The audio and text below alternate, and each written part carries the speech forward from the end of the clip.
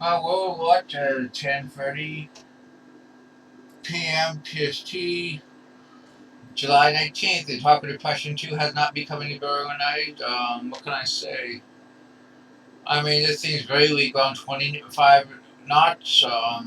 Very low convection.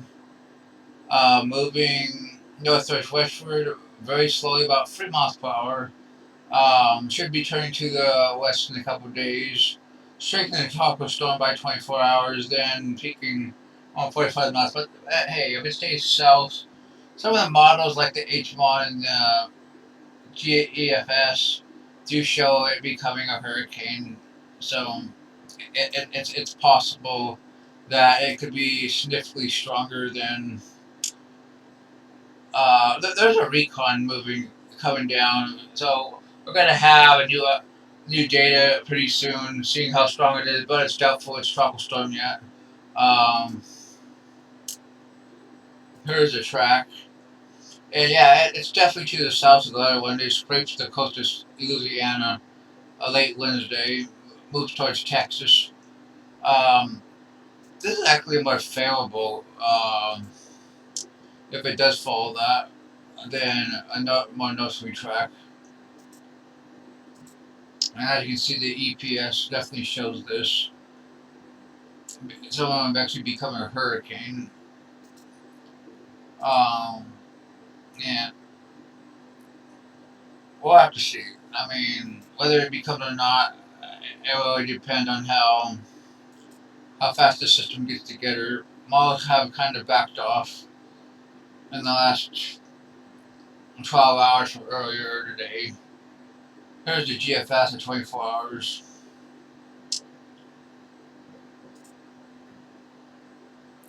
48 hours.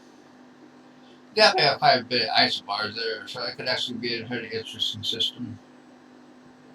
But it takes it into the coast of Alabama there at 60 hours.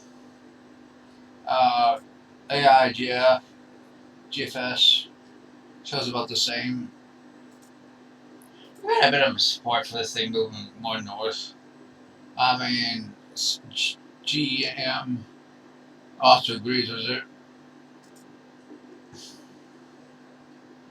So the track's kind of really is kind of up in the air what exactly it does. But that one is to be seen. There's 18 out on the HWRF. Let's go to the 18Z. Let's go to the 36 hours. Yeah, 1,000 millibars. Um, 993 by 48 hours. Um, 60 hours. Made landfall. Let's look at H1. 982 millibars, a hurricane on the ZIL-Z H1. So there's still a source for it as of tonight. But we will have to see exactly what it does and what can I say. There's a deep mine. A lot of members actually do show western Texas. Um, AK Matt.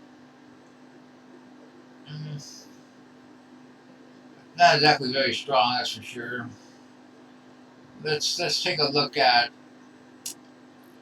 here's Elinda, which probably is about ready to become a remnant low as it moves north in the cold water. And it probably won't be very soon. But the AC is keeping it a tropical cyclone for some weird, funny reason. Um, Still 45 knot winds. Look at that. It could actually make landfall in Northern California in a couple of days. Probably a little bit low, but hey, I mean, maybe some tropical moisture moving into Northern California, Oregon, which would be interesting. Fausto has just been upgraded. Looks damn good. Look at that. I mean, 40 knot winds. Probably a little bit stronger than that. It's going to move northwestward to the next few days, bending westward. Probably getting up close to major hurricane based on the models. We could take a look at it right now. It's definitely getting stuff together. Here's look at CDO. I mean, by far the best looking system we have tonight. That's for damn sure. Um, let's take a look at the advisory.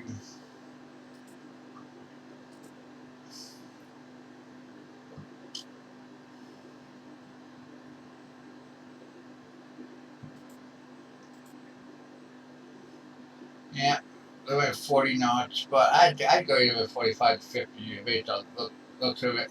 A little bit northwest at 10 knots. Expected to bend westward as the ridging belts to the north. Conditions look very favorable.